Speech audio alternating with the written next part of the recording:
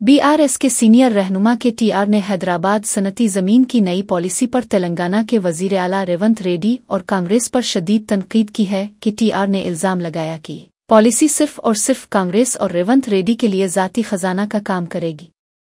उनका कहना है कि हैदराबाद की 9,292 एकड़ अवामी ज़मीन इस पॉलिसी की वजह से खतरे में है। उन्होंने इस अक़दाम को 5 लाख करोड़ रुपए का मुल्क की तारीख का सबसे बड़ा ज़मीनी घोटाला करार दिया है।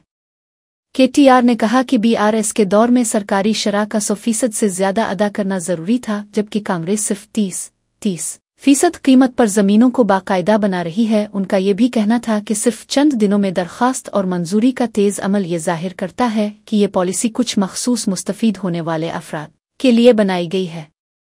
उन्होंने खबरदार किया कि अवामी ज़मीनों की लूटमार को बर्दाश्त नहीं किया जाएगा और ज़रूरत पड़ने पर बीआरएस कानूनी कार्रवाई भी करेगी।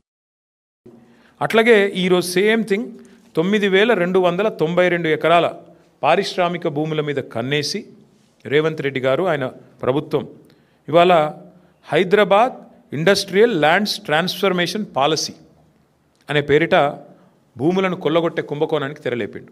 ఇక్కడ సింపుల్గా నేను చెప్పే లెక్క మళ్ళొకసారి అర్థం చేసుకోండి. ఈ 9,292 ఎకరాలు మొత్తం కూడా ప్రభుత్వ భూమి. ప్రభుత్వం పారిశ్రామికవేత్తలకు మీరు పరిశ్రమ పెట్టండి అని ఇచ్చిన భూమి. అడ్డికి పావు షేరు అంటే మార్కెట్ విలువ రూపాయి అయితే 10 పైసలకో రూపాయికో రూపాయల 1 పైసకో ఇచ్చిన భూమి ఇది.